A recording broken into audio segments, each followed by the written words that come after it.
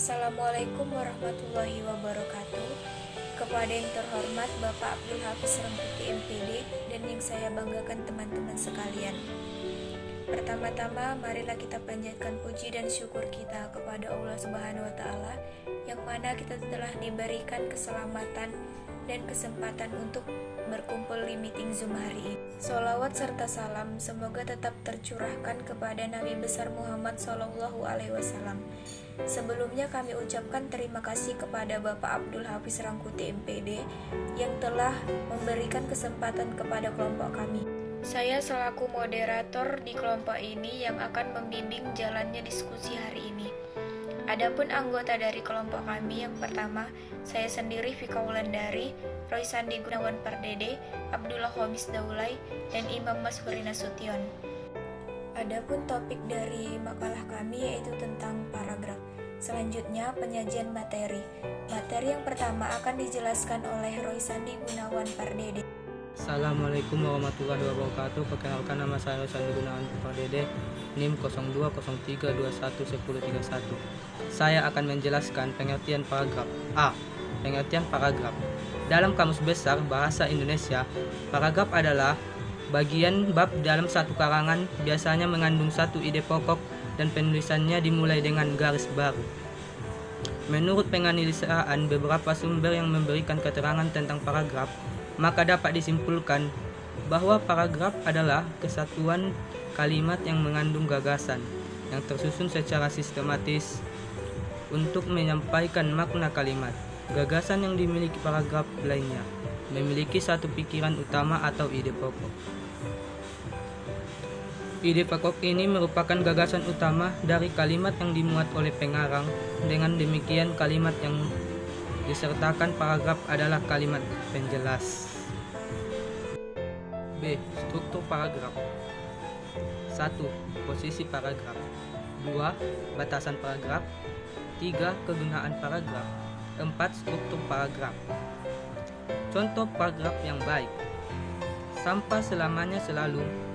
Memusingkan berkali-kali pula jalan perinciannya dirancang. Namun keterbatasan yang kita miliki tetap menjadikan sampah sebagai masalah yang pelik. Penimbunan sampah terus terjadi. Sedikit banyak sampah mempunyai kaitan dengan masalah pencemaran air dan banjir. Selama pengumpulan, pengangkutan dan pembuangan akhir dan pengolahan sampah itu belum dapat dilaksanakan dengan baik, selama itu pula sampah menjadi masalah. Terima kasih. Terima kasih kepada Roy Sandi Gunawan Pardede, dan materi selanjutnya akan disampaikan oleh Abdullah Khomis Daulay. Ya, saya akan melanjutkan materi yang telah disampaikan kawan kita. C. Unsur-unsur paragraf. Unsur-unsur paragraf ialah beberapa unsur yang membangun paragraf sehingga paragraf tersusun secara logis dan sistematis. Unsur-unsur paragraf itu ada 4, yaitu 1. Transisi. 2. Kalimat topik. 3. Kalimat pengembang. 4. Kalimat penegas atau penjelas. D. Syarat paragraf. Syarat paragraf terbagi 4 macam. 1. Kesatuan. Kesatuan adalah semua kalimat yang membangun paragraf secara bersama-sama menyatakan suatu hal atau tema tertentu. 2. Kepaduan. Kepaduan adalah kekompakan hubungan antara suatu kalimat dan kalimat yang lain yang membentuk suatu paragraf kepaduan yang baik. 3. Kelengkapan. Kelengkapan ialah suatu paragraf yang berisi kalimat-kalimat penjelas yang cukup untuk menjunjung kalimat topik. 4.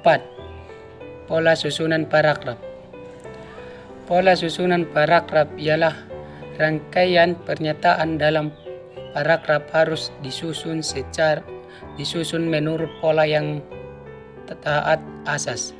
Pernyataan satu disusun oleh pernyataan yang lain dengan wajar dan bersetalian secara logis. Terima kasih.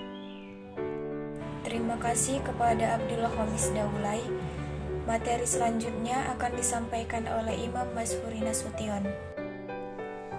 Baik, di sini saya akan melanjutkan materi yang disampaikan oleh teman kita. Teknik pengembangan paragraf. 1. Secara alami. Pengembangan paragraf secara alami berdasarkan urutan waktu. Urutan ruang merupakan urutan yang akan membawa pembaca dari situ titik ke titik berikutnya. Urutan waktu adalah urutan yang menggambarkan urutan terjadinya peristiwa. 2. Klimaks dan anti klimaks.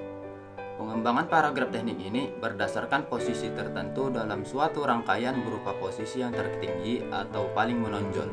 3. Umum dan khusus umum.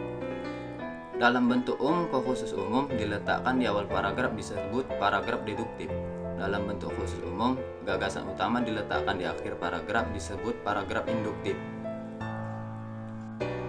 Macam-macam paragraf. 1. Eksposisi.